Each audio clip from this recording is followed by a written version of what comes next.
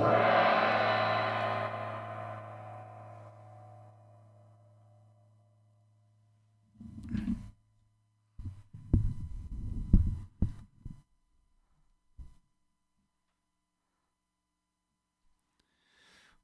dear Sangha, to our question and discussion on the path to awakening with our Venerable Khenpo Tenzin.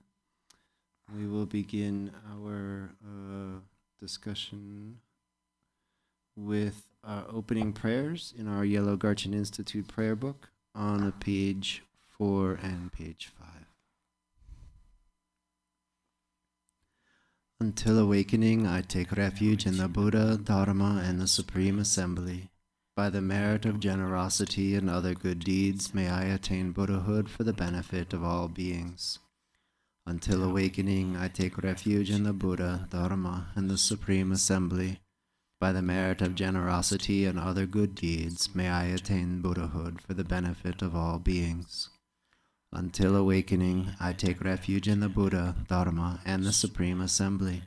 By the merit of generosity and other good deeds, may I attain Buddhahood for the benefit of all beings.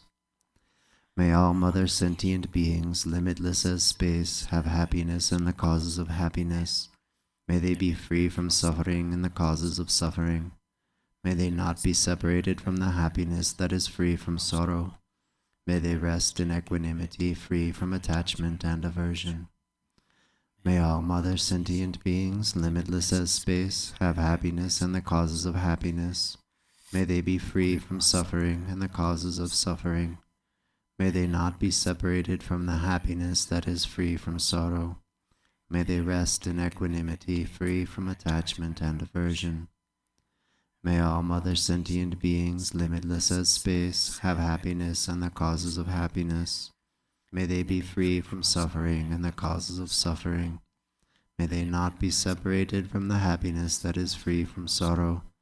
May they rest in equanimity, free from attachment and aversion.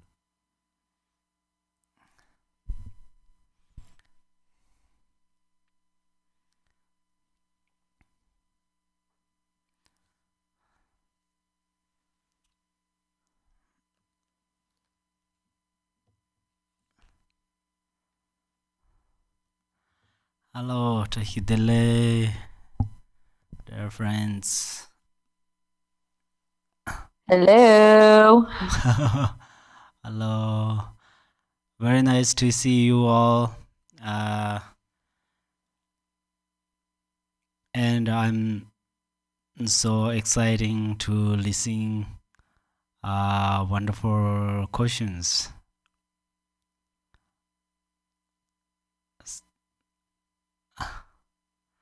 Are you ready? I could get us started. I'm usually good about asking first. Yes, yes, of course. Thank you, Khenpo. You are so welcome. Well, I have a few things, but I'll just do one at a time in between other people. Mm-hmm. So the first is last time I was here, I think it was last time, several people, including me, had asked questions about like severe chronic illness and how to work with that and how to think of that as it relates to the perspective, from the perspective of awakening, as opposed to from the relative perspective, you know, of like Western medicine. Mm-hmm. So you had said that you would like, you know, to talk more about that, and I didn't have anything specific.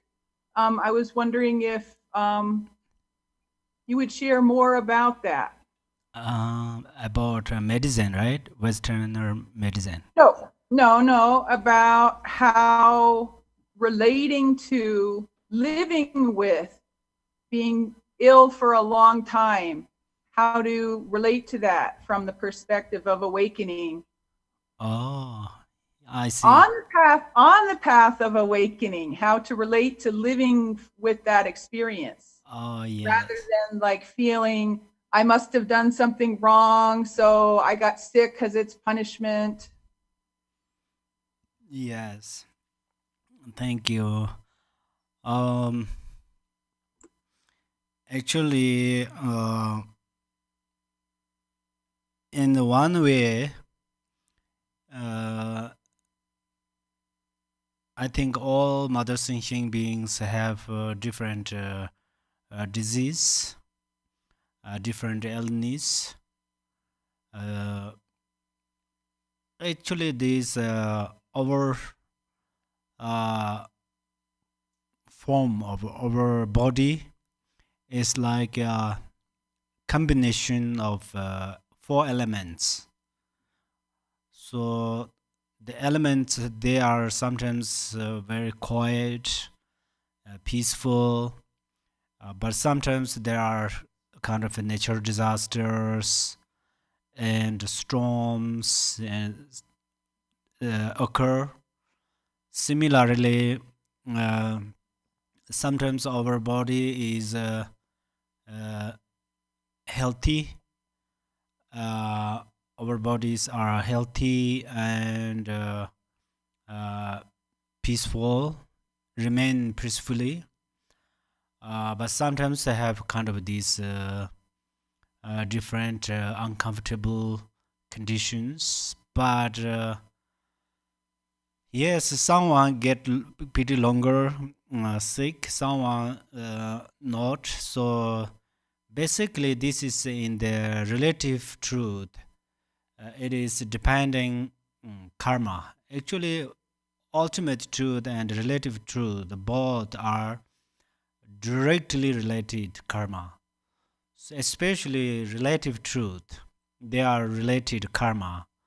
So the karma related to the karma, but that is not always negative karma. For instance, someone gets sick for a long time. That is not only cause of negative karma, because it purifies lots of non-virtues. We have a Buddha nature. Sooner or later, we will become Buddha. We will become enlightened. So, how to we will become enlightened is we purify this negative karma and accumulate merit. So that's why when we get sick, that part is actually it purifies negative karmas. So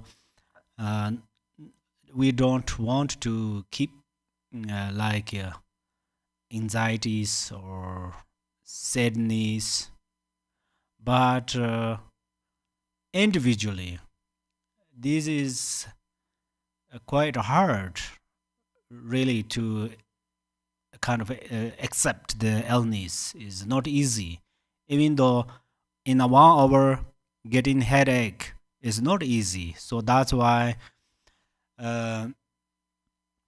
hope and wish nobody gets sick, everybody remain in healthy, peacefully.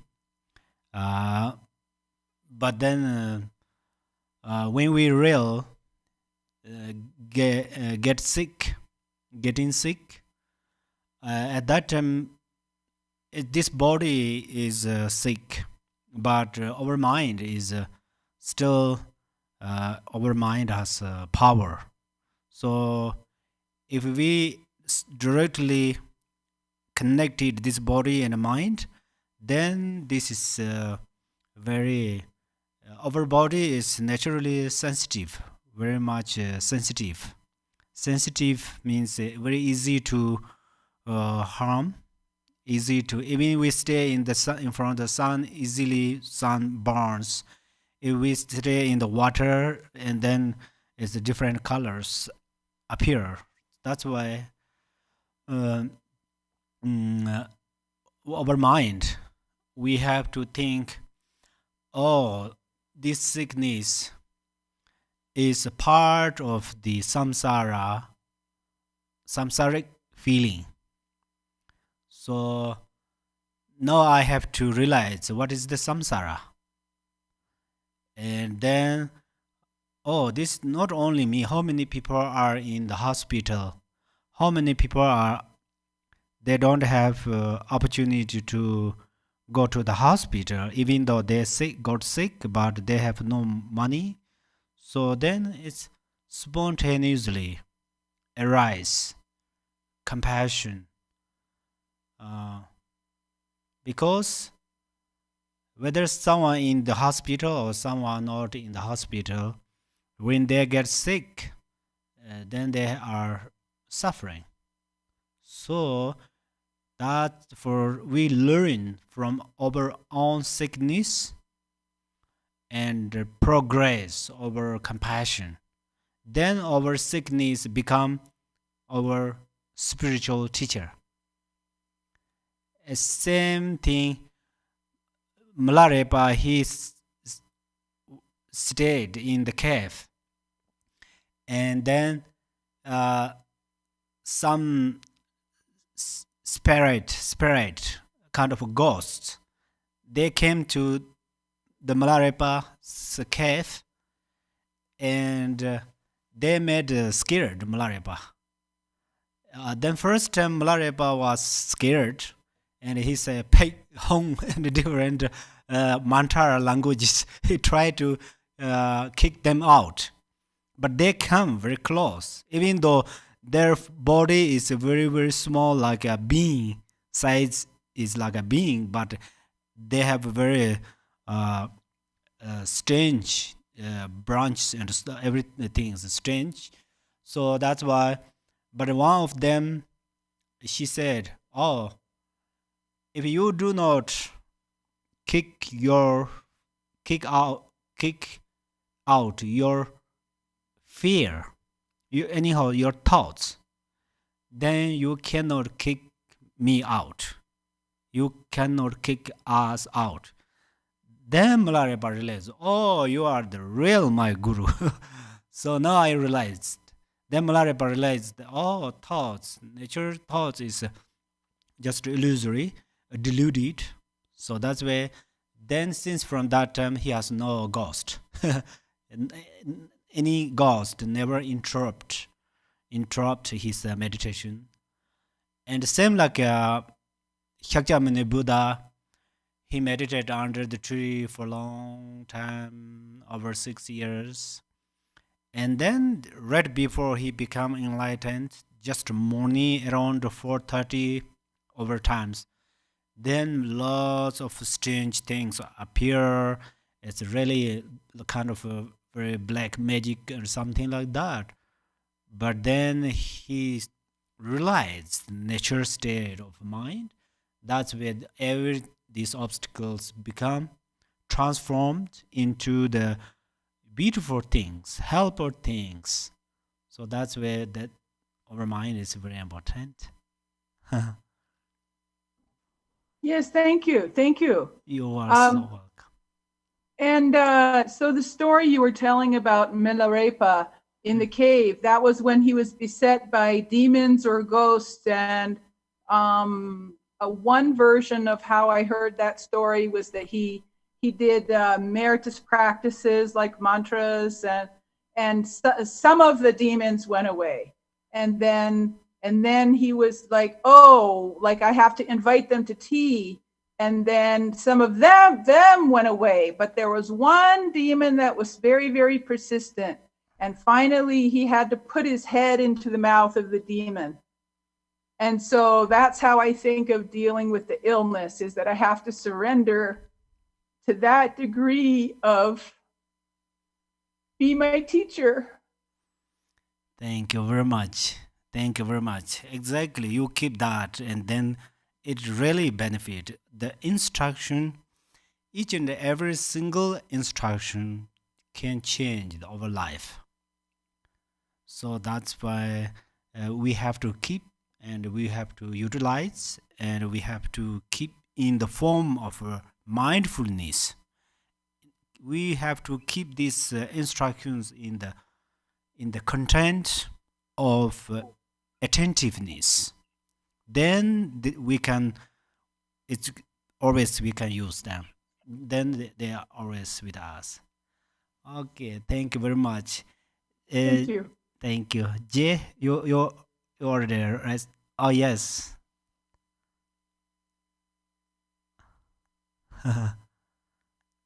Thank you, Khenpo. So So welcome. my question is on the four karmas, the magnetizing, pacifying, enriching, and subjugating. Just a little bit more from the Kagu perspective of that, and then how those relate to bodhicitta. I've heard how they relate to Shambhala. Haven't heard how they relate to bodhicitta. Four karmas, right? Four karmas. Let me think. Oh, four karmas. It's the magnetizing, pacifying, enriching. Oh, I see. Oh, I see. It's the four actions that we can use as tools. I see. But they relate to bodhicitta, and I don't know how. Oh, yes. Oh, thank you. Yeah, first I thought it's karma means the cause and the effect. That part I directly paid attention. Yes. So these are the how related is related with the bodhicitta is first. For example, peaceful activity. So peaceful activity is, for instance, between our parents and children, they have, and between the friends, dharma friends, and the mundane way of the friends. There are many ways. The ways we have friends. Between there have some feeling. So this is the bodhicitta is actually, let us know this. Bodhicitta is in the middle. It is in the middle. It is in the middle means if this bodhicitta completely developed, it will become Buddha. But then right now we have in the mundane love, or we have spirit through the Dharma way, we have love each others. These are also including bodhicitta. So now we peacefully how to activities with bodhicitta is how to relate it is when we speak, when we conversation, at that time we have to motivate that. Oh, I'm going to speak. When I am speaking with someone, then change our motivation. The motivation is we should change our motivation. Usually we have some expectation, which is okay, I'm going to make a very good sentence, I'm going to say very good speaking, but for the sake, most of them is for the sake of oneself. It's related to egoistic mind. But bodhicitta means, oh, whether my speaking is good or not, I'm going to benefit to others. We have to combine with good motivation, sweet heart, Through that is peacefully how to relate it, bodhicitta and our peaceful activity. And then the other one is expanding activity. Expanding activity is, for instance, we are reciting mantras and we accumulate merit. That means actually for increase our merit. So when we recite Mani Mantra or other mantras, and then we have to, especially during the dedication, we combine what we did practiced and what we are doing practice, and what we will practice, all of them combined together, or Buddhas what they did practice, and Bodhisattvas what they do practice, and mother sentient beings what what they accumulate merit, all of them make gathering together, and then we dedicate this to all mother sentient beings. That moment our merit increase, it's become vast and vast, more bigger than this space, so that means peacefully how to increase that second one. First is peaceful. I'm come from with this order is Tibetan. First is peaceful, second is increase, is maybe increase, and then third is sorry, our words are different, but I think it's like a empowerment is it means, for instance, it is like that. Let me check this exactly in the okay, subjugating, right? Enrichment and subjugation. So this subjugation is there is some for example, we gave empowerment. So we gave empowerment and we gave teachings, and that there is also different mantras and so on. So whatever we do is the subjugation means actually people, we draw others' attention.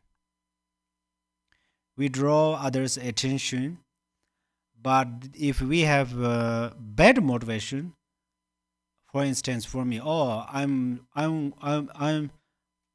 going to become famous. That means I have outwardly thinking, outwardly conceptions. That's where, I'm become famous, I'm going to become popular, something like that. This is not good motivation. But I am going to draw others' attentions because they are going to liberate from samsara, suffering. For that reasons, I am going to draw their attention. I am going to wake up them. So this motivation is then bodhicitta. It is spontaneously. It is bodhicitta. This is an example. And then wrathful activities are these wrathful action, or this is like it's including like a Marpa. He punished to Milarepa. Everybody knows this story. Maybe everybody heard that. So he punished to Milarepa, but it didn't mean Marpa is so angry person. And Marpa wasn't seriously angry to Milarepa. There's no reason to anger, because if Marpa did not like Milarepa, then he say, "You go away," because he has completely freedom. But he did not let him go, but still he punished. That means Marpa knows Milarepa has serious non-virtue. If Milarepa did not confess, then for sure Milarepa will rebirth in the hell realm, because he was a sinful person. But Marpa knows that clearly, and then Marpa let him, through his undertaking hardship, purify his negative non-virtues. negative obscurations through that activities, and then finally he did. So seems it is a very how to say compassionless action. I mean Marpas, but it is not true because Marpa really love Milarepa. Love means Marpa holds Milarepa in his bodhicitta, hand of bodhicitta. That's why, because Marpa knows how much suffering in the hell realm and the lower realms and in samsara, that's why let him become Buddha in one life. That's why Marpa punish him, bite him, right? Bite him, bite him, and yeah, lots of he did seriously actions, but this is his bodhicitta. You know, this is the example. Is it clear?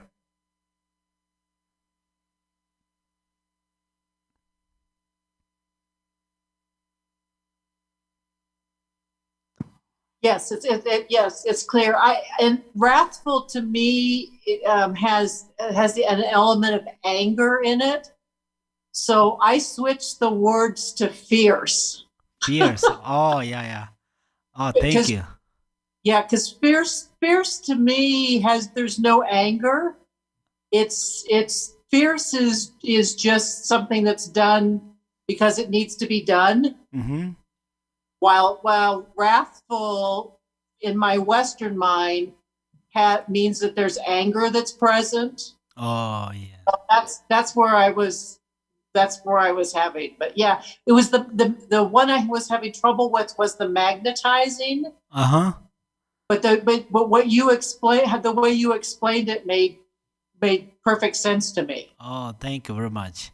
Understand that now. So thank you. I appreciate that. Thank you so much. Oh yes. Oh, Rachel. Yes. Hi. Hi. So when Marpa punished Milarepa, did he suffer a lot? And was when Milarepa received that, was part of that hardship to like learn how to transform it so you don't suffer? Yes. Milarepa suffering from this Marpa's punishment or punishing. Punishment. But Milarepa never upset. They are different, you know. The reason is Milarepa's devotion is very certain. Very certain. And then if he wasn't suffering, then it cannot purify his non-virtues. So for that reasons, he physically pain and lots of suffering. Yes. I mean, isn't there a way to purify karma without suffering? Oh yes, absolutely. I'm actually ready to say that this. Sorry, let me use again that the wrathful action. So this fear. How to say that? Fierce action, right? So this is very few in the majority disciples. Actually, gurus should be peaceful. Honestly, gurus should be peaceful, especially the majority when you take care of majority disciples. But among them, very few have different karmas. You know, then at that time should be wrathful. Should be, and it's kind of sometimes should be wrathful, and they usually have to be peaceful. So because most of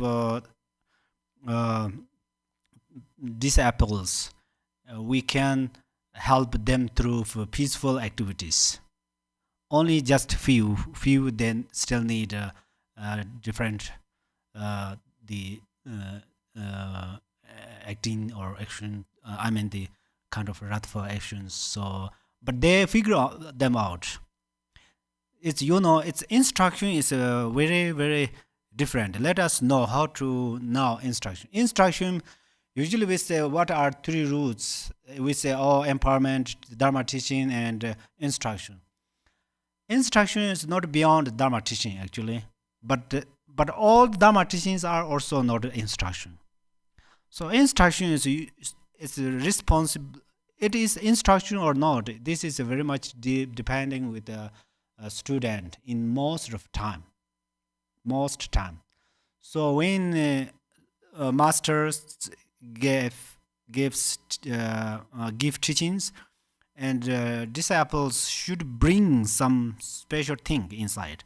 Sometimes the first one and the last one between them bring something, and then this can be instruction.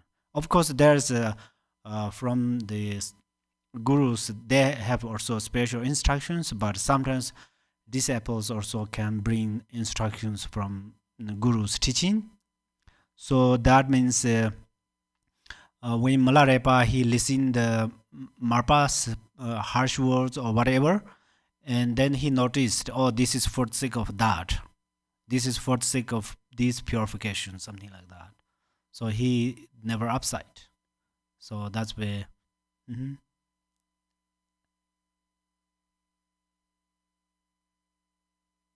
It's clear? Yeah, it's clear. I mean, so does the like the Oh, DARPA peacefully. then kind of Sorry.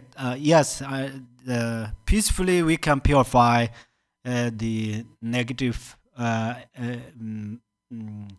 obscurations, which is, for instance, we meditate shamatha.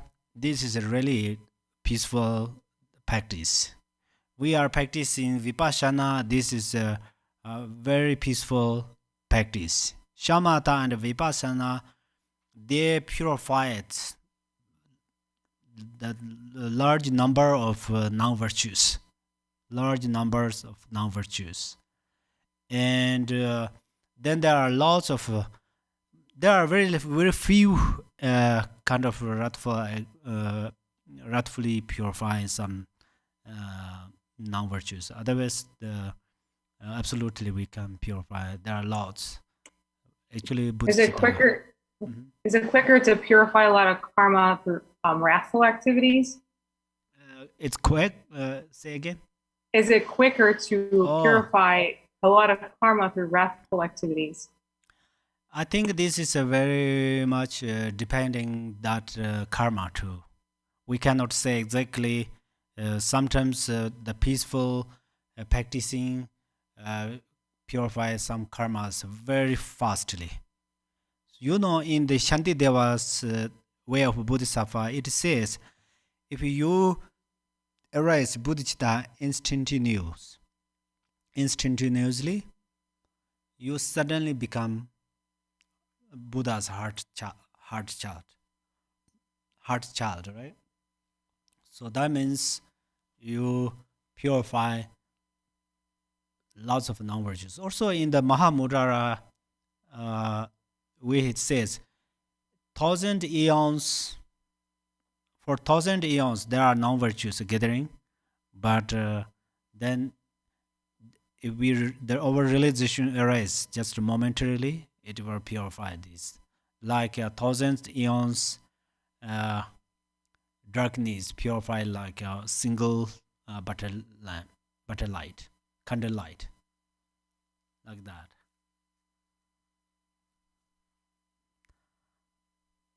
Okay.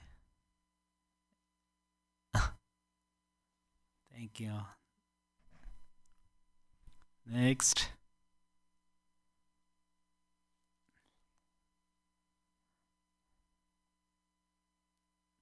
Yes, Jay. Yes.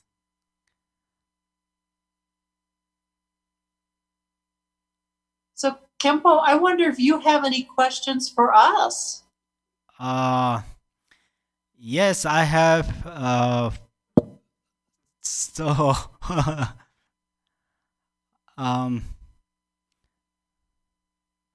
okay. How do I ask you is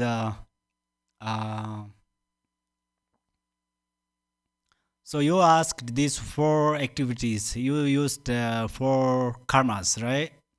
So among them, which one is your more enthusiasm to practice? The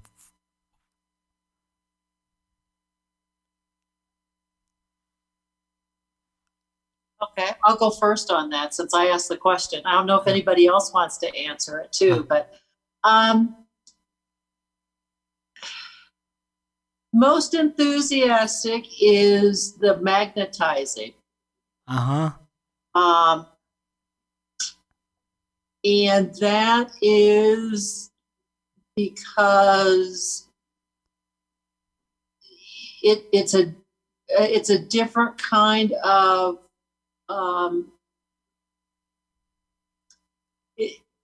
it's a different way of being.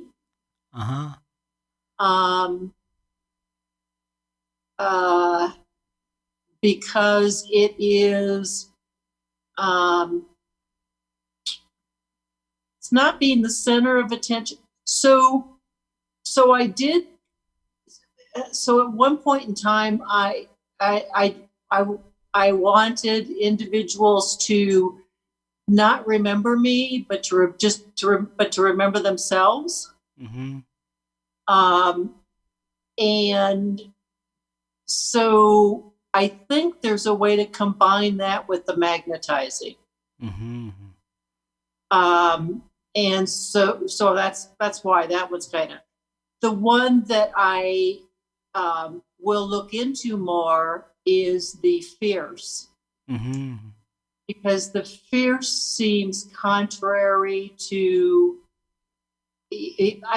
it's hard for me to see bodhicitta and fierce as coexisting. And so that's the one that I will be spending time meditating on, and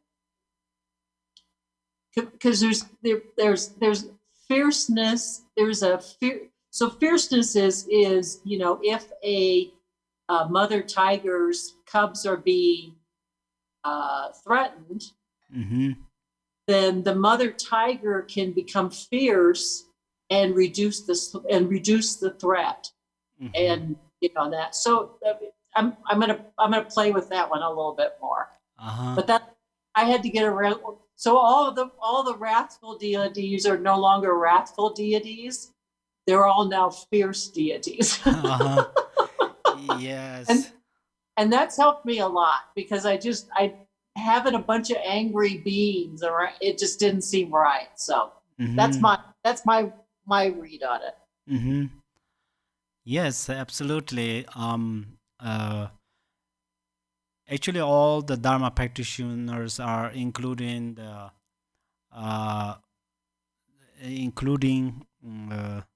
the practitioner of these 4 karmas.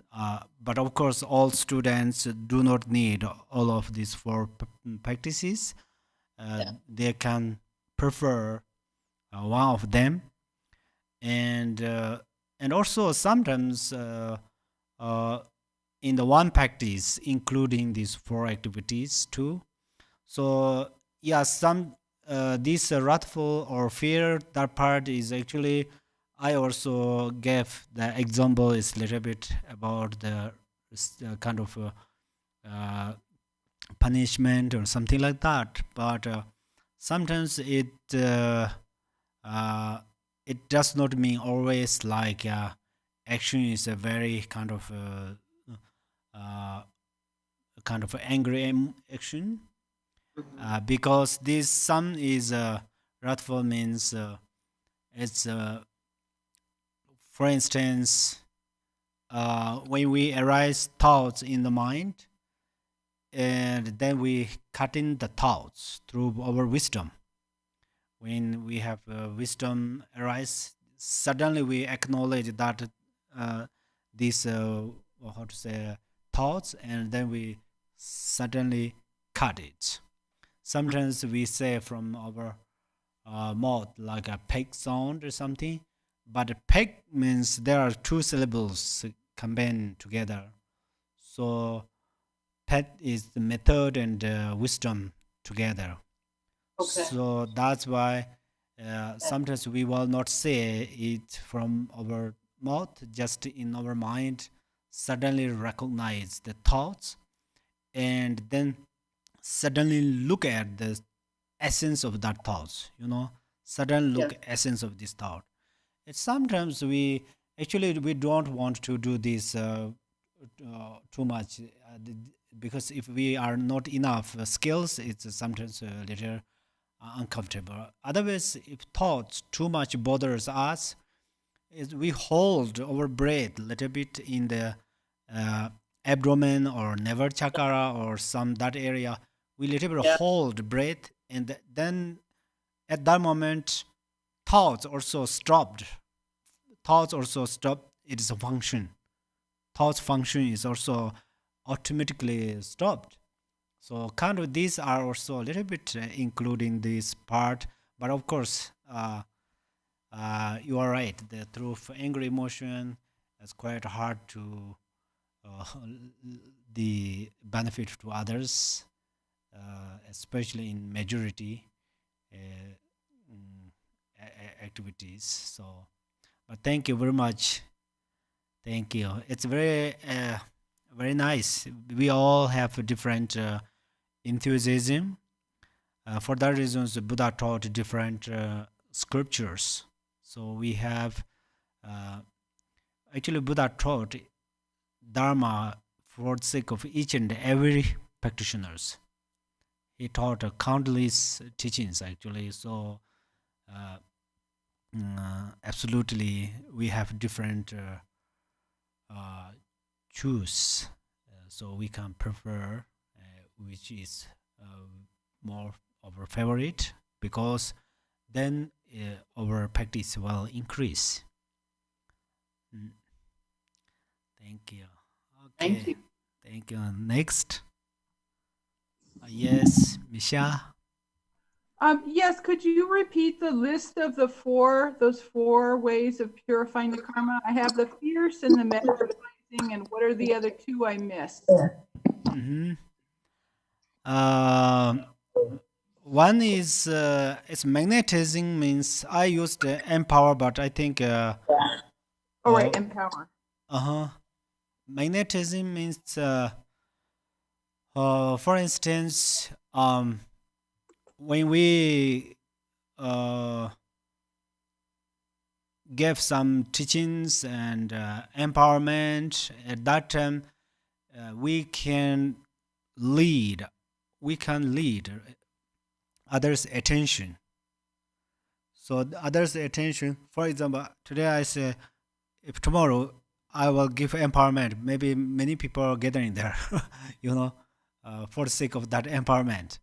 So then this empowerment means ripening. Ripening means we already have a seed of Buddha nature. We have to ripen this, ripens. So that's why we have to blossom that. That's where,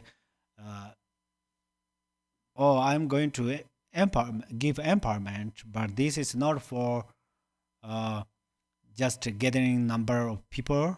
It is not for just for I will become popular or famous. It is for the sake of benefit for them. Today I gave empowerment, and then I gave instructions, and then how to receive empowerment very clearly explained, and then they get benefit. Then they start to practice more. So kind of this way do this is also magnetizing activities combined with the bodhicitta. And other which one?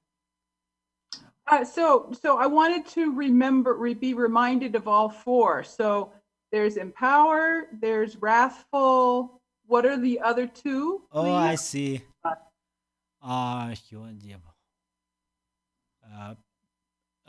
Peaceful, right? Yep. Pacifying. And pacification and subjugation. Subjugation. Subjugation and pacification. Okay, I'm trying to figure out which one is my favorite right now. Very good. So, thank you. So please remind me in brief, what is the subjugation one? Subjugation is empowerment, I think. Oh, Let me check it.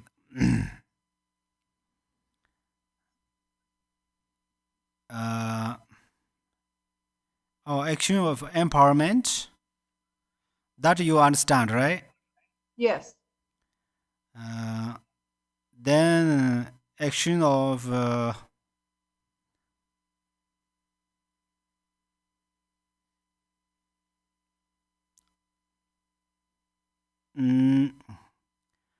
karma of enriching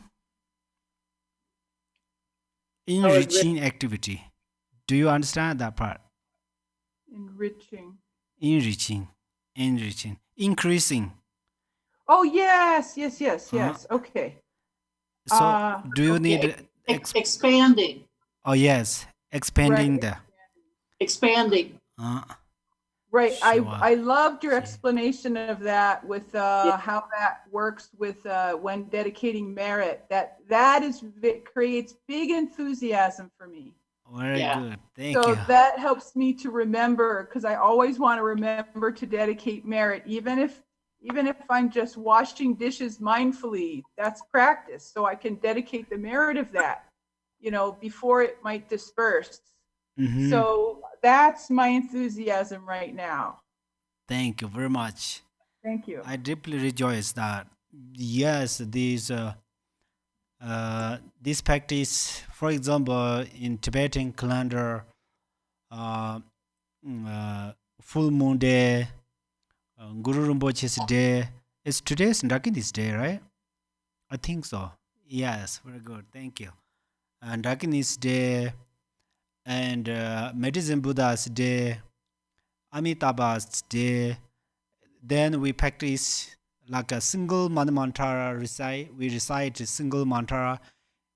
It is a benefit, multiple in millions of millions.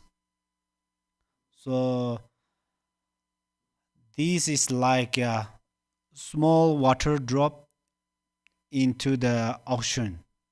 Then this small drop of water, right?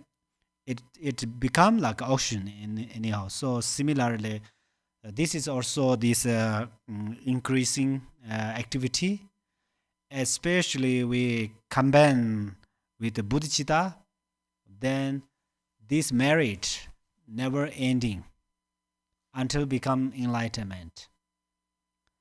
So yeah, that's so wonderful, and thank you. Deeply rejoice. And then next,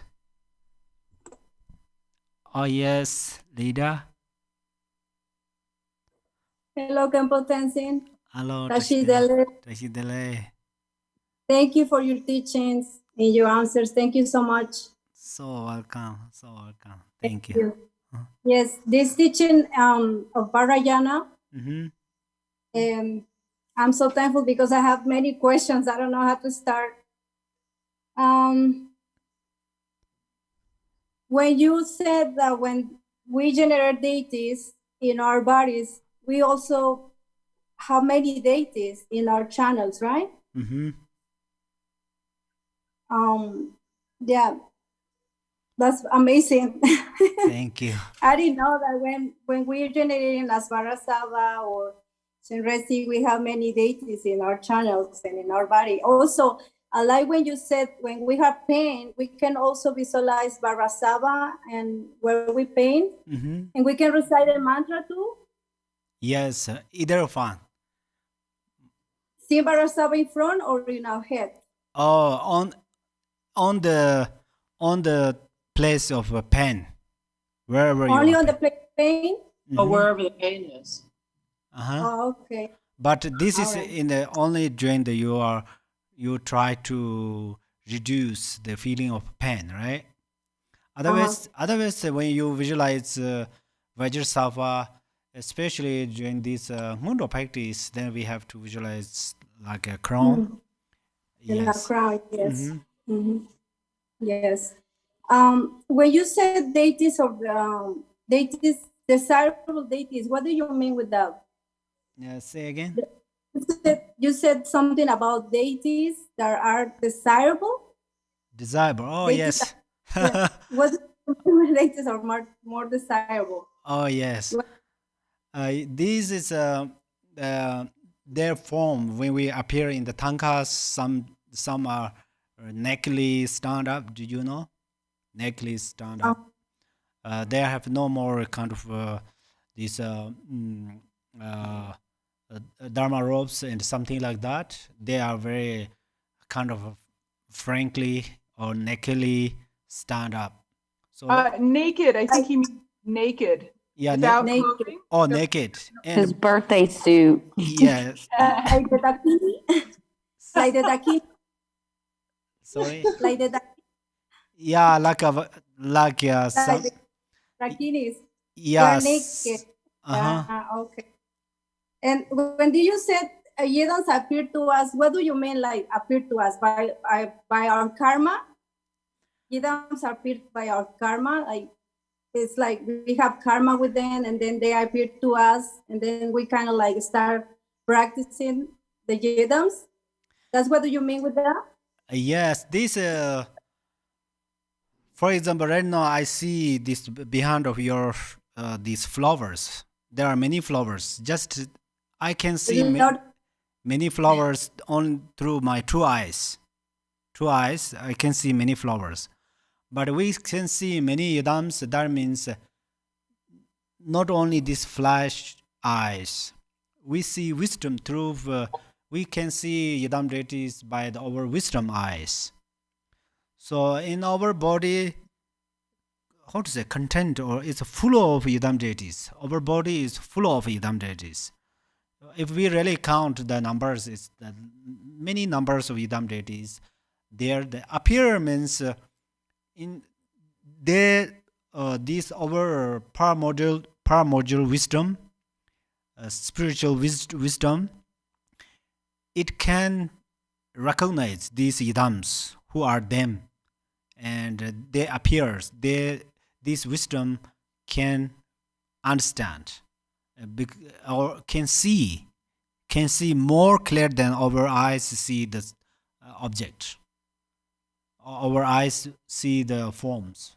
For example, I see this book right now by my eyes, but paramodule wisdom see yidam deity is more clear than this book when I see through these eyes. So appears means that.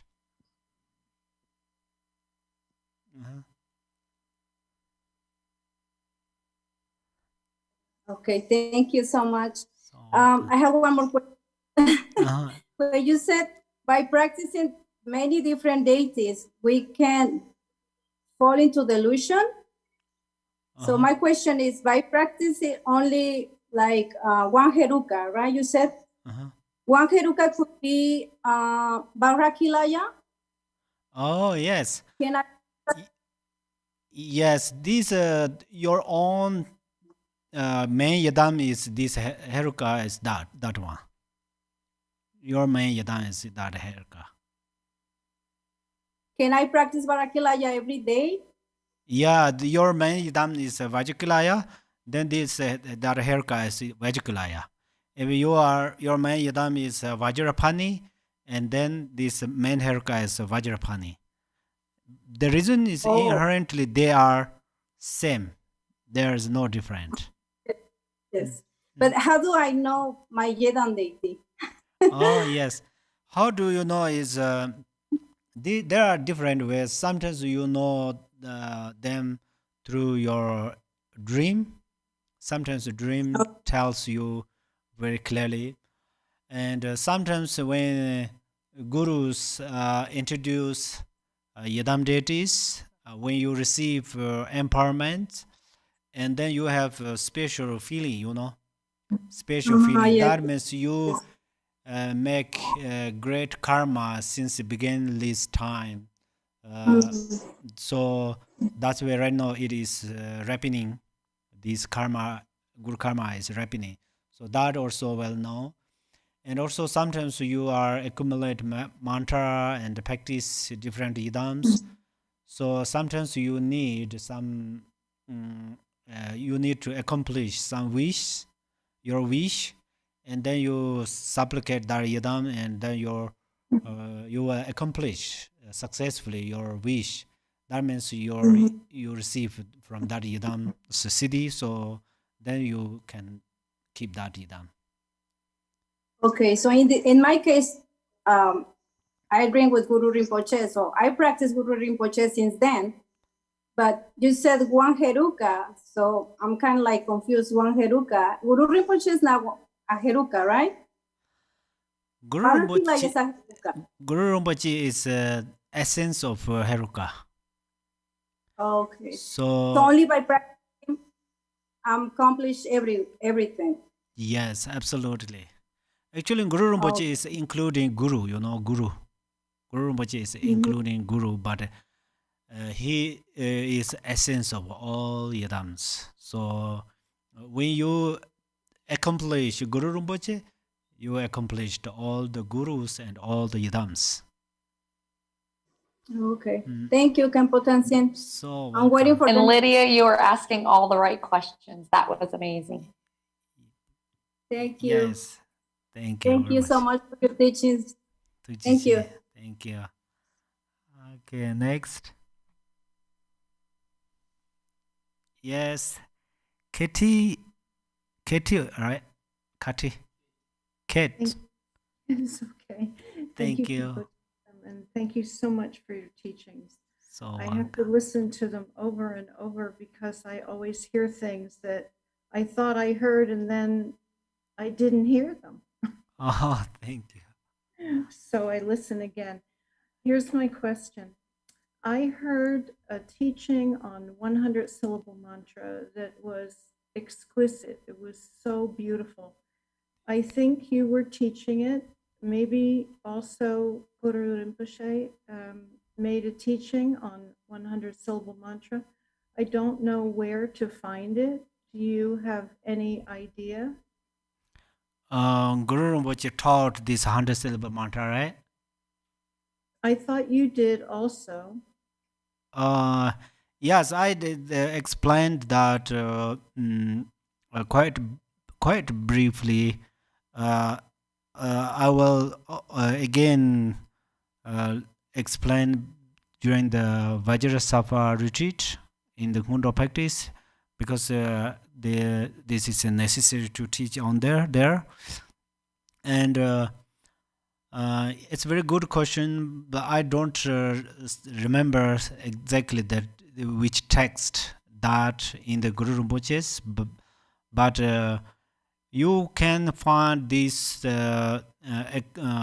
commentaries from many of these in the how to call that Longqing Zu doing 7 treasures of Longqingpa. 7 treasures of Longqingpa. Yeah, from there you can find, and also then what's it called this then there's also 5 treasures of the text. What is called that? I think it's first you check from the 7 treasures of Longqingpa. You will get it. Thank you. So, oh yes, Goli.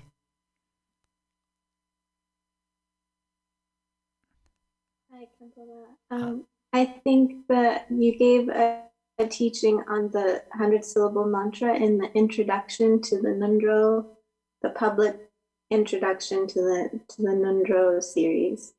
Oh, oh, thank you. Yes. Yeah. Oh yes, thank you. So if that's the case, then I think that Kate, I think that would have been recorded on the video, so you could probably find it on YouTube under Garchen Buddhist Institute channel. All those video broadcasts are there, including this will be there. So do you think I would just look under Introduction to Nundro series rather than 100 Oh, yeah. Mantra? I mean, what you have to type something in. Oh, I see. Yes, this is a very beginning. When I introduced about Nguro, at that time I taught this, how to say, the introduction. At that time I taught 100 syllable mantra, explain 100 syllable mantra. So on YouTube then, search for Garchen Buddhist Institute Nandro Introduction, and we will probably find it that way.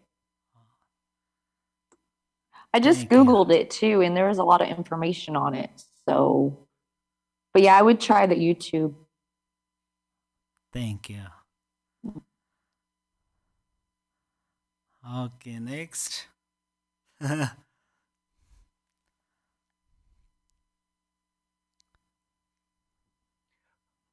Well, oh, go ahead, Lydia. Sorry. Yeah. Thank you, Misha.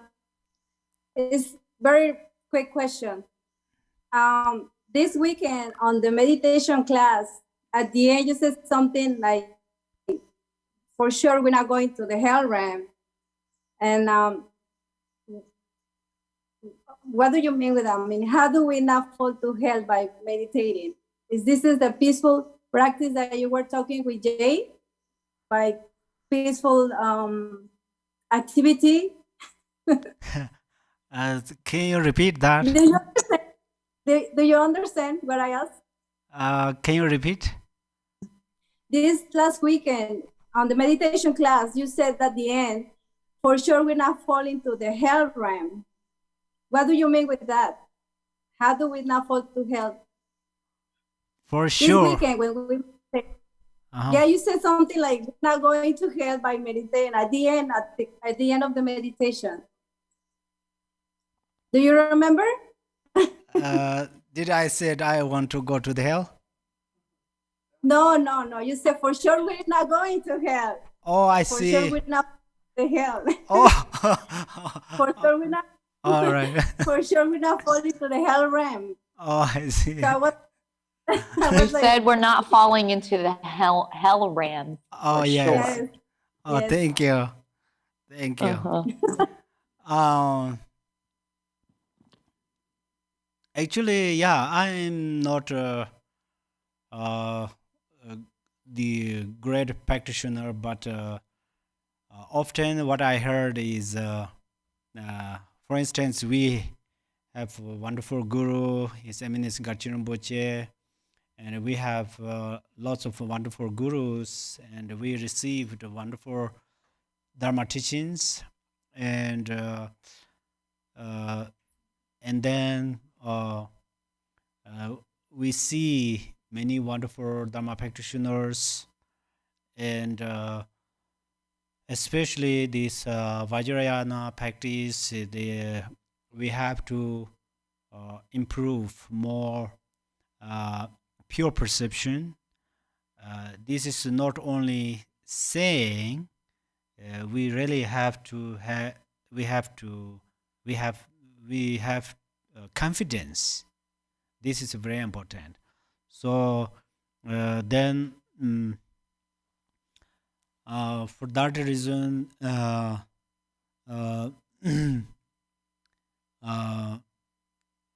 sooner or later everybody will become, somebody already became wonderful practitioners, somebody will soon become wonderful practitioners. So through this way, the many reasons I trust, especially when we practice, our practices are combined the bodhicitta, compassion, and so the power of them, they will not let us fall into the fail, right? Fall into the hell realm. Thank you very much. Yes, yes, Misha. Oh, sorry. I often like to bow to acknowledge people's questions. Yes, But don't I worry. also do have another question if no one else is ready. Yes. And this, I feel a little vulnerable about this, so I probably will cry. I've been meditating and contemplating on non-self Mm-hmm. combined with karma, Mm-hmm. combined with reincarnation or incarnation. Mm-hmm. And so I get some insights at times. And I know that for me personally, because of my background, my religious background with heaven and hell and punishment, and it's a very like an accountant with judgment, good, bad, good, bad. And also I have a trauma background that strengthens that tendency. So I find it very challenging to try to understand reincarnation as literal material reincarnation. So how I have found help for me to try to understand the wisdom that is being pointed to by the teaching is to say, stop arguing with the finger that's pointing at the moon. I don't need to know if it's true or not. But what is a way for me to understand that my Western mind can access, at least the way I can access it for now? So part of what has come for me is this sense of that there are all these qualities that are universal, and some process brings different qualities together that combine. Maybe that's the aggregating, I don't know. And then it expresses as an individual, this individual, that individual, other individual with specific characteristics. Mm-hmm. And in order for me to not feel guilty and wrong and bad, for me, what seems to work is I accept stewardship of the karma, which I still don't understand well. So it's not that it's my fault, bad karma is my fault. And also, I don't get credit for the good karma. This is the karma that is here.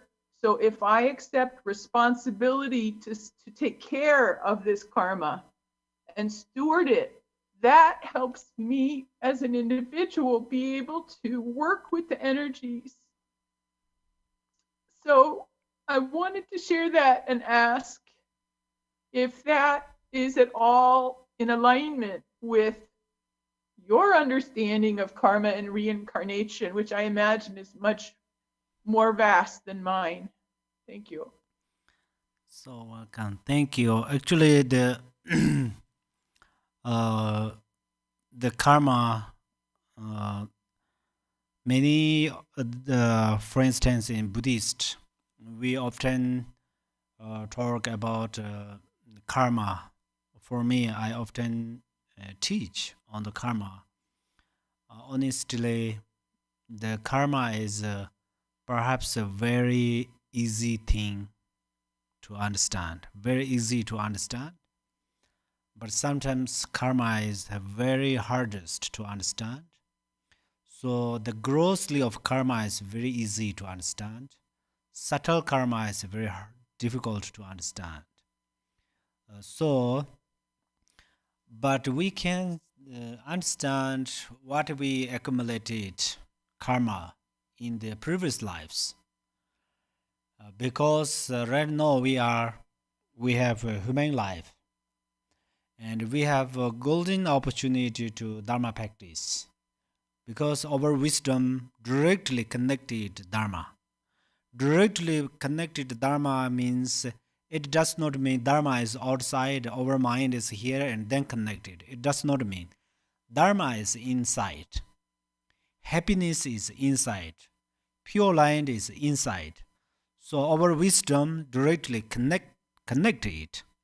So that means this is not easy to connect. For that reasons, in the previous lives, we accumulated gorgeous merit.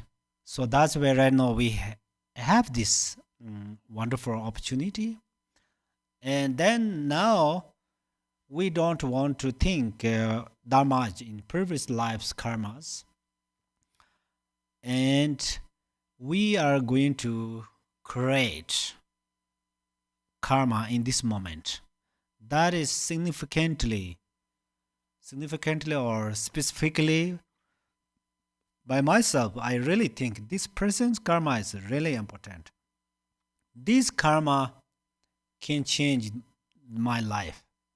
Right now, my life is ordinary life, but in this moment, if I create wonderful karma, my life can be Yadam my life can be Buddhas. Everything's in my hand, right now in my hand. If my karma is like my car, and I already in the car, that car has a gas, everything's ready to drive. I hold on the stray wheel. Really, if my karma is that car, so then I go to very safety place, or I just jump to some very serious place. This is in my hand. So in this is very important. This presents our actions and motivations and speaking. That's where now we are like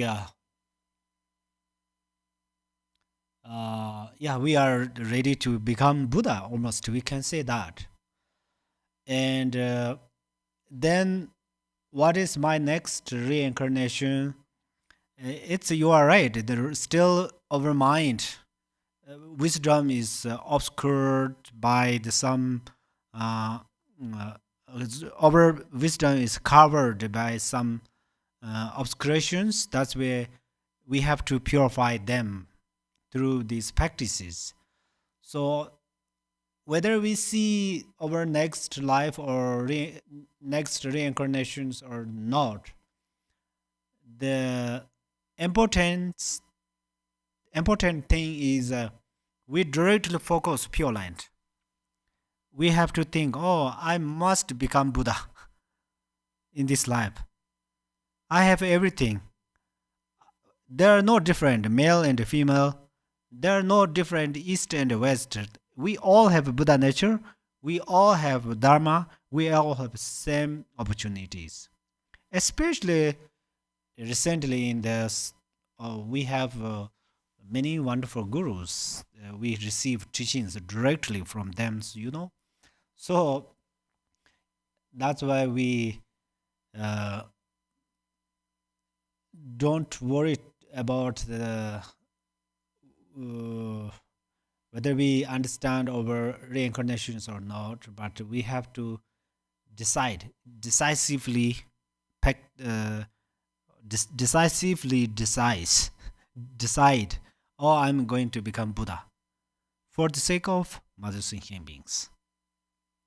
So for sure we can become enlightened. So this is very important, and someone can understand their reincarnations, because in previous life they purified some lots of non-virtues. So in Tibet has few people.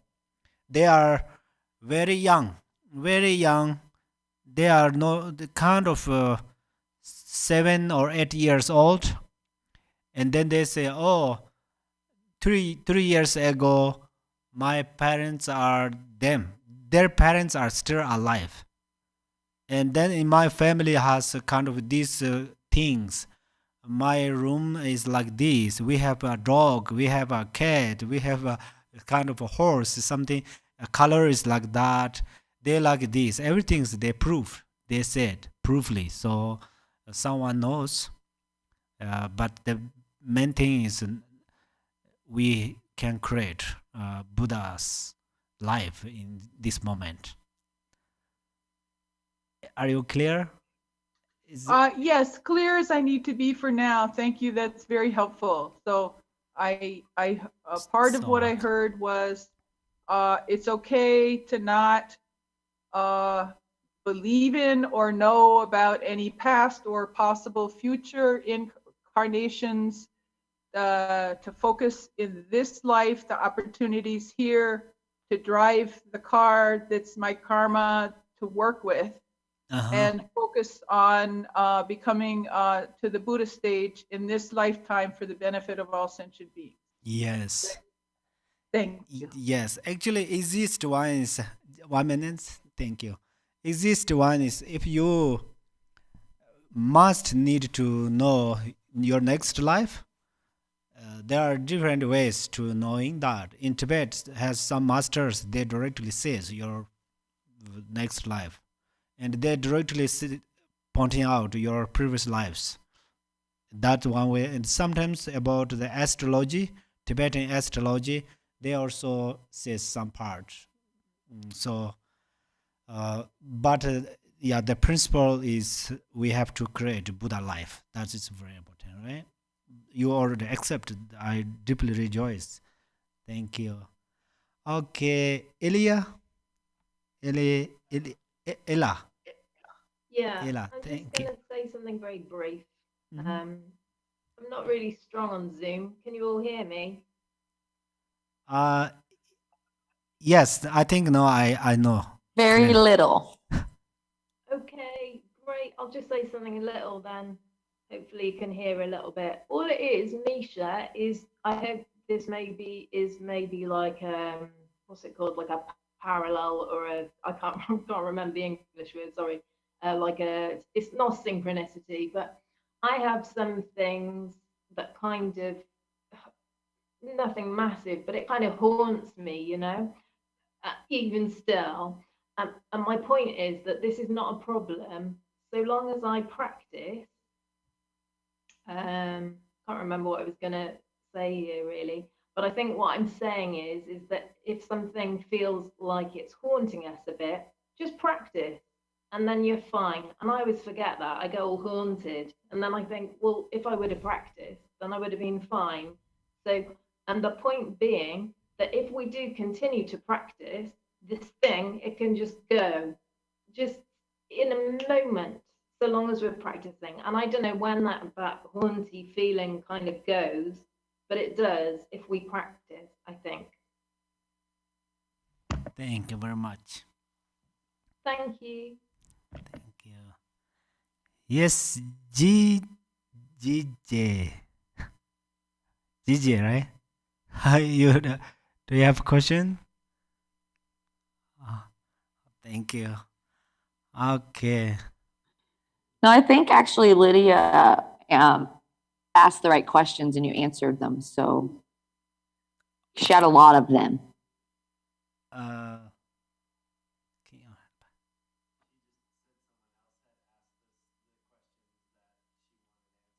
Oh, I see. Thank you. Thank you. Oh, yes, Golly. Thank you, Khenpo.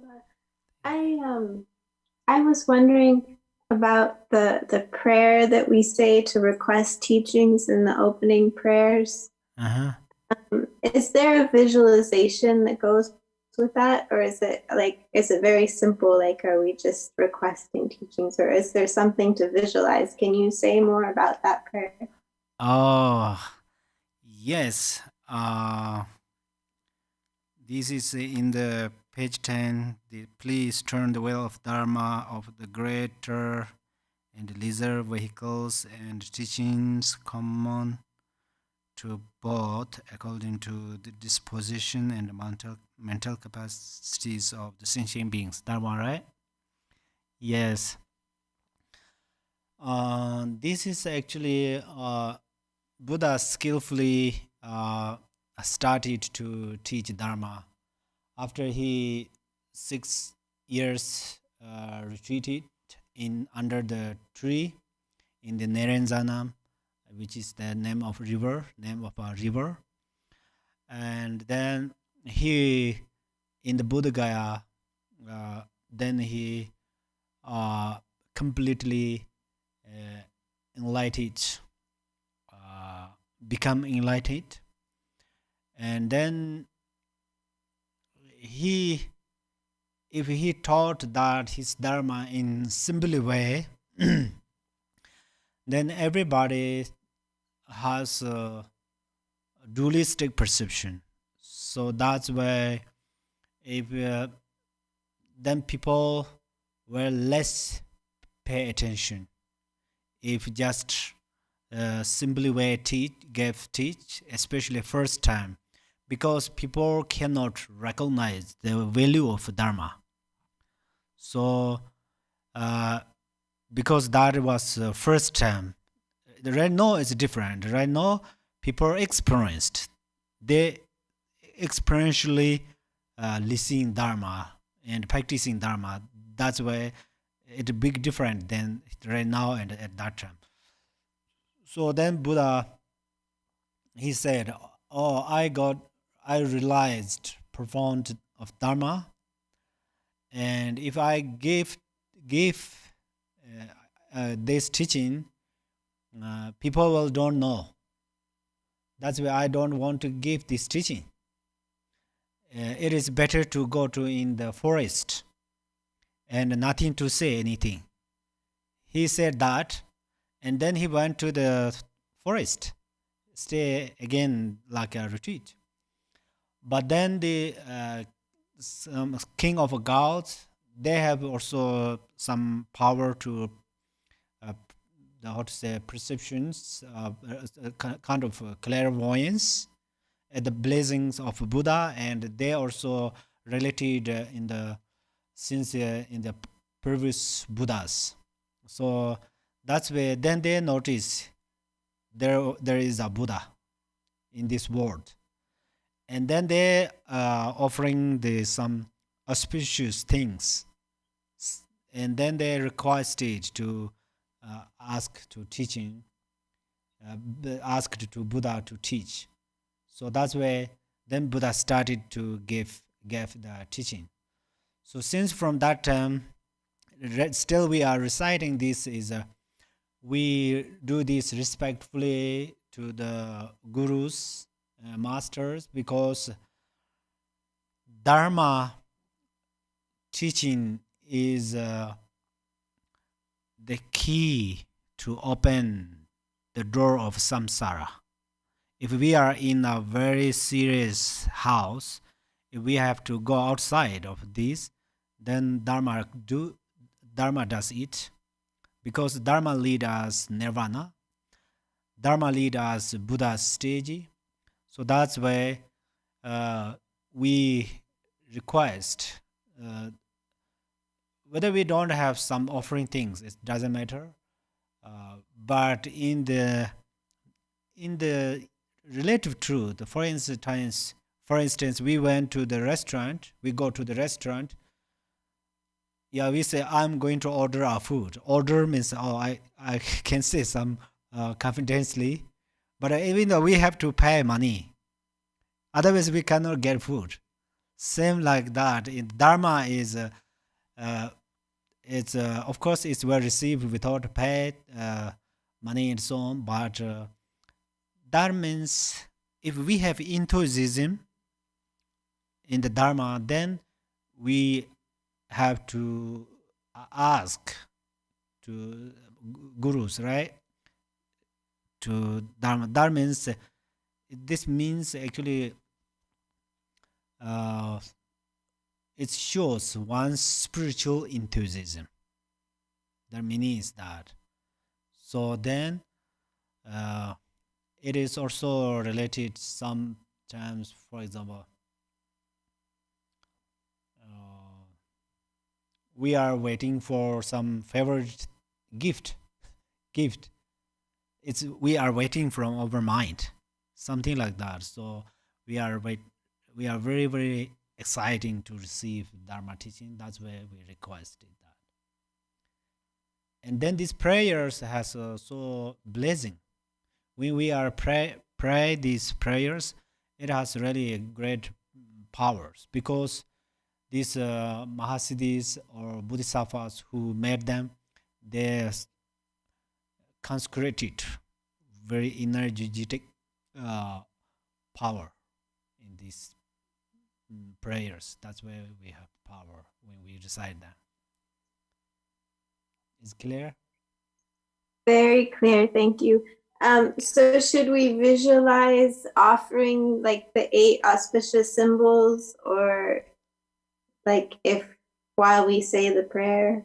Oh yes, if we can means these 8 auspicious and 7 auspicious, and these things are, we have to visualize more than these 7 things, more than 8 things, if we can, because usually grasping is for rejecting object of rejecting, right? We have to reject the grasping, but there are special methods, as Lord Jigten Sungho also said that in the mandala always we have that mandala offering. It's whether people belong or not, everything we belong. First we belong, and then we offer in them. That time our very great or very strong egoistic mind separate from our mind, because we gathering everything we belong, or everything this is I belong, and then I offer you. That moment we immediately how to say, purify this grasping. And if we can visualize these 7 and 8 auspicious, that is also wonderful, especially when we have a long life ceremony practicing. It's little it's happened whenever we do always rush. This is the because of time challenging. Otherwise inside has meaning. I offering this, that means that this, so we have to go through our mind with this, then it has energy. And if we cannot visualize particularly, but then still we, at least we have to devotion, right? Devotion. So anyhow, I often said the knowingly practice. I don't mean always you should study, not practice. I don't mean that. But knowingly practice means when we recite a few mantra, we visualize, we do it internally. Then when we try to do it internally, we have to know a little bit. Of course, it's quite hard to know subtle details, but almost we have to know some part, That's why we all listen Dharma. At that time we are hearing some how to do. But there are boundaries of Dharma knowledge. It's quite hard to know everything. But anyhow, when we do this, like when we offering these things, at that time we know some meanings and something, then it blessing to our mind, and it's really can make benefit to the our guru, for example, at that time. Thank you. Thank you. Oh yes, Lydia. Yes, thank you. I have another question about generation stage. This is very short question. Rhythms and relation with numbers, colors, and forms. Could you explain me more about that? About the numbers. I understand colors and forms, but numbers, it's new for me. I didn't hear it before. What numbers have to do with the Yedam deities? Please. Thank you. First, let me answer this. Any of you, okay, when you ask questions, don't worry. It takes time. It's nobody bothers. We can learn lots of things from there. So this, when you ask questions, don't be rush. So don't be rush. And then, because this is question and answer time, so not from my side. I try to make a little bit short and sweet, but I cannot do it because my English and my maybe habits or something sometimes talk long. Anyhow, so can you repeat again? Sure. You said Yedams and relation with numbers, colors, and forms. Yedam deities relation on numbers, colors, and forms. You talk about numbers, colors, and forms relation with the deity, with the Yedam deities. Oh, over. Well, I didn't understand. That's why I'm asking you how numbers have to do with the Yedam deities, for example. I see. Yes. Colors and forms. Yes. There are some very details in the Vajrayana teaching. For example, this is really, I think, very interesting too. So right now we have form, this human form, what we see, but they measured very specifically. And then this Yedam deity has form because these forms appear through, it's related over form. Their color is related over color. So then the numbers of Yedam deities are related, numbers over channels, numbers of over winds, numbers of over these drops. So how many numbers of over breath? The airs are same, right? Winds are breathes. How many each period we breathe, you know? So that means, for example, we are remain in this life. Right now, this century is kind of, the people can live around 100 years. Then for no more over the 100 years, we cannot live, right? It's like most people cannot reach 100 years, but in this century is almost in the 100 years people will reach. So in this 100 year, how many times we breathe out and breathe in? When we breathe, at the moment our thoughts arise, and when this, then the same like number of this breath, we have numbers of thoughts. So each and every thoughts, when we purify, then these thoughts transform into the wisdom. These thoughts transform into the wisdom. From this wisdom has luminosity, clarity or luminosity. From this luminosity spontaneously radiate Yedam deity. That's where these numbers are exactly coming through this way. And then these the numbers are means like that about our breath. And then channels, each chakra. For example, right now there one chair, one seat, right? So I'm there one person stay here. Similarly, each chakra means each channels. The channels are right now we cannot see them. It's otherwise like they are individually remain. Like in my hand has many lanes, like they are very subtle, but they are individually remain there. Similarly, the channels are remain in our body, but in each channel, each each channel, they have they they have hole, small hole, right?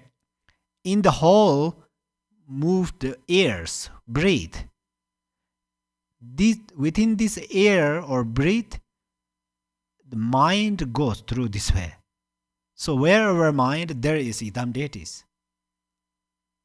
So that is how about the how related numbers. And then yes, this the form still I'm quite hard to clarify that part. They have measured from these parts, and then these feet between their one form. They measured different ways, and then Yidam deities have different forms, different actions. Everything's related to our body, speech, and mind. So the in the Vajrayana practice, we don't want to block or these object of perceptions. We are going to transform them. When we are transform them, when we transform angry emotion into the mirror like wisdom, or wisdom like a mirror, but still we have attachment. So we have to, this attachment also we have to transform into like a discriminating wisdom, and but still we have jealousy. So then we have to that jealousy transform into the accomplished wisdom, something like that. So that's where they all related there. Wow, very amazing. Interesting. I need to study more. Thank you. Thank you so much, Khenpo Tenzin. I appreciate it. Thank you. Thank you very much. I think it's you paid attention. Absolutely, this first time quite hard to remain in the mind, and but do more practice through this way. Actually, this is depending with practitioners. So sometimes over realization arises through this way. Really, we get confidence on there. Yes, Misha. Yes, Kempo. Speaking of studying and learning, I found myself transcribing some of your talks from the Path of Awakening, the Path to Awakening. And then on one time I was watching, I realized you're reading from something, written notes or something. And I thought, oh, maybe those notes are on a computer. Maybe I could get a copy of that and use that as the basis of a study guide. Is there some way to get that, or do I have to type it all in? Oh, that is so expensive. Okay, it's only on paper? This is actually paper, but it's not easily coming to this way. It's just kidding. This is actually we cannot find from one book, honestly, because if I only bring one book for share it, it's pretty easy. But I think I am one person. There are many people. They spend time for the sake of this teaching. So if I waste their single minute, this is really not okay. So that's why I collected all these many suitable, especially important things collected from different teachings which I received from my gurus. And just a few part or so, I thought I little bit by myself reflect often on there, including a little bit meditation or so on. But the main thing is then I many this collected, and then I write down in English because my English is if I only collected these things, it does not enough.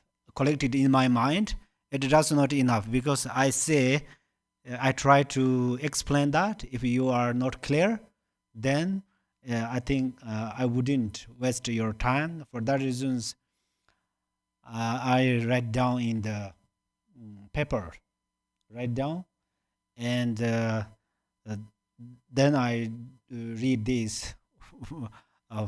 So that's why this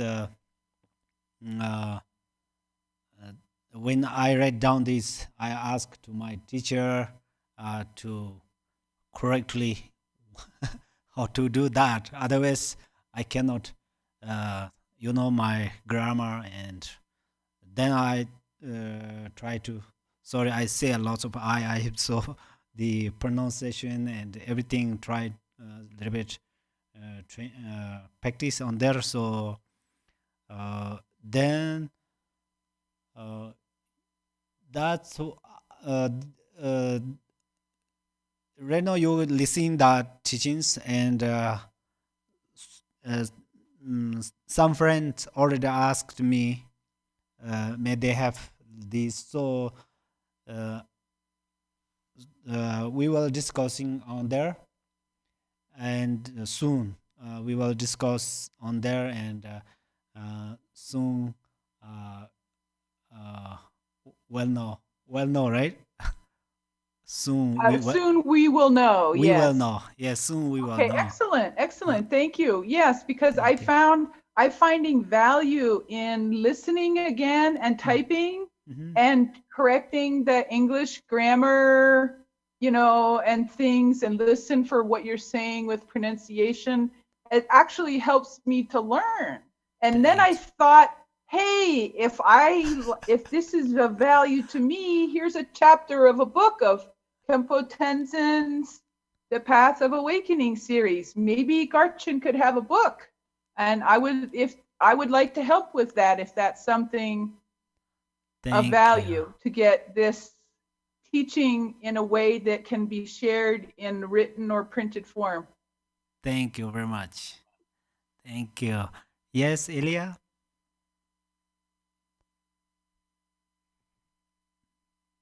Oh my goodness, I can't tell you how scared I'm speaking on camera. Oh my days. I've got a big ego, obviously, really. Forgotten my point now as well. Misha, just thinking that there's like a preciousness in, writing it all down and stuff. I think that in itself is just wonderful, doing it ourselves. That process is just something. Whereas if we get issued something, sometimes it's not as good. But then equally, I think that your aspiration to ultimately say help the center in transcribing, ultimately, I think that's a really beautiful aspiration. I don't think that's what I was going to say originally, but I've forgotten what I was going to say. So I think that's it. Thank you. Thank you very much. Yeah. Thank you so much.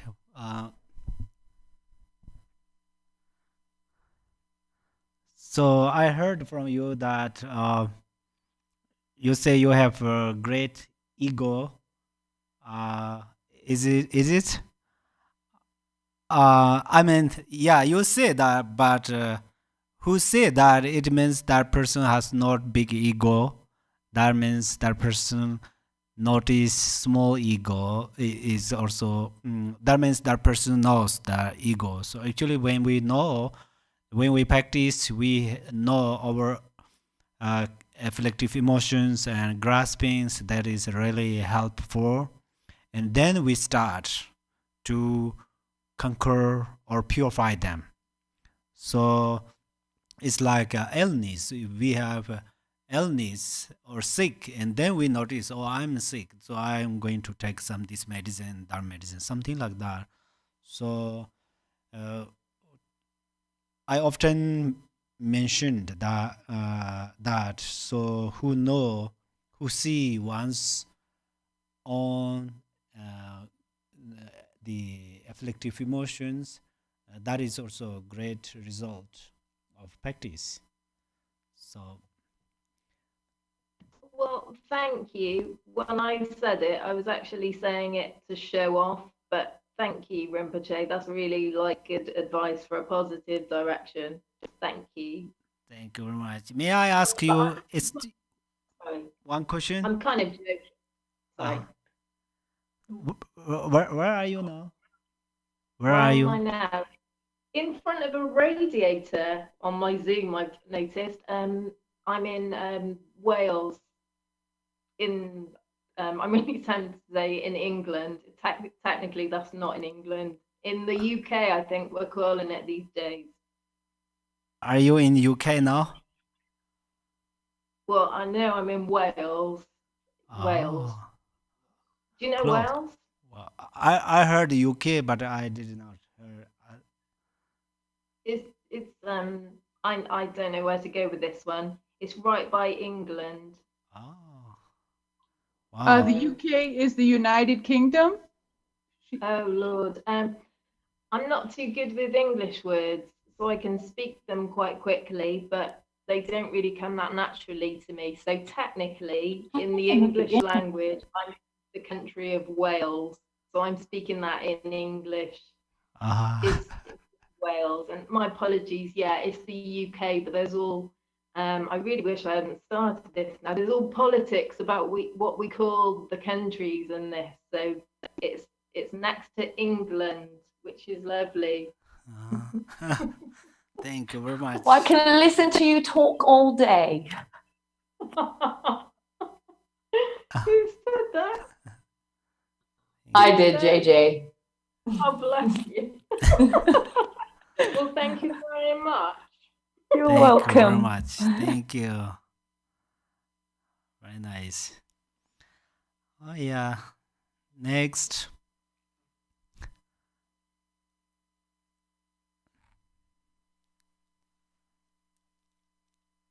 Anyone? So I'm JJ. I don't really have a question, but you said something about confidence earlier. So I'm noticing that the more I practice and the more I research and the more I stick with it, the more clear it's all coming to me. So normally I wouldn't say anything, and I'm usually have a big mouth and I'm always the one to speak first. But for some reason during your questioning, it's like my mind goes blank. Oh, thank you very much. Actually, so thank you. Thank you. Thank you so much. Mm-hmm. Sorry to interject, Rinpoche. Sorry. Can JJ say some more maybe about confidence? Because I struggle with it. Yeah, like I said, I'm always like in person, you can't shut me up. But for some reason, I think I don't want to be disrespectful, so I don't really have the question in mind because I'm such a new beginner at this to begin with. So to me, I don't think it's about confidence. I think it's more about me thinking that I'm being disrespectful if I say something wrong. Oh, actually, that's wonderful. We need like that mindfulness. This is wonderful. But during the question answer, yes, between the disciples, Dhamma friends, your thinking is correct. But to me, you don't worry. Any kind of you have questions or any suggestions to me, it will benefit for me. Don't worry about that. So when you have questions, sometimes this question benefit a lot of listeners, And also it will when you have one question, you ask that question, and then it's possible you get exactly answer to that question. It is also possible you will not get exactly question answer to that question, but by the way, it's very possible you get answer by yourself to that question. So it will benefit a lot, because our human being is related into the, how to say, stay in the form of conversations. So the conversation means like usually we say conversation, but this is like a Dharma discourse. So during the Dharma discourse, sometimes we get great ideas, and then these ideas will we can benefit many people, and then sometimes in our own ourselves life also possible some benefit and so on. But thank you very much. Okay. Yeah, thank you, Khenpo, and thanks. I can't see my screen properly now. I think it was JJD. Thank you, love. You're welcome, lovely. Thank you. Okay. And Khenpo, I can attest that because I asked a question during one of the question and answer thing at one point in time, and the answer that I was given wasn't my answer. But there were two other people that were on this, and it was their answers. They understood it. So it was exactly like you said. And then the answer came to me later on my own. So I can attest that I've seen that happen. Thank you very much. Thank you. Okay. I think now we will, what time is? Almost 10:22. 7 minutes. Okay. Then we will dedicate, and thank you. We will dedicate from page .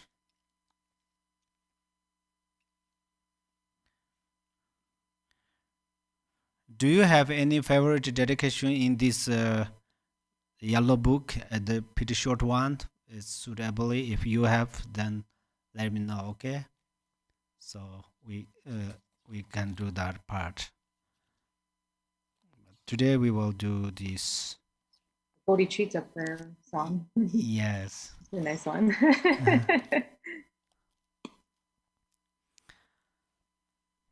Now let you arise bodhicitta internally and think all mother sentient beings, and you dedicate all of our merit and previous Buddhas' merit, and future and present Buddhas and Bodhisattvas' merit, gather together, and then dedicate through the power of your bodhicitta, our bodhicitta. Chancho Zemjoy Rainbow Ma Je Banan Jijer Je Ba Nyam Bar Me Bar Ya Gone Gonde Bevar Jo.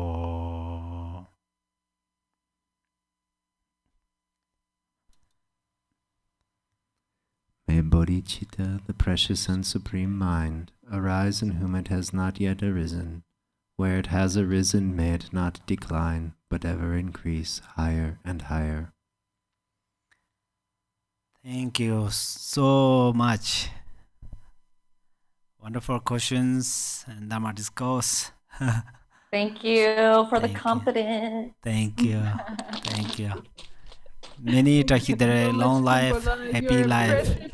Precious gem, precious gem. You are. I second that. Thank you very much. Thank you.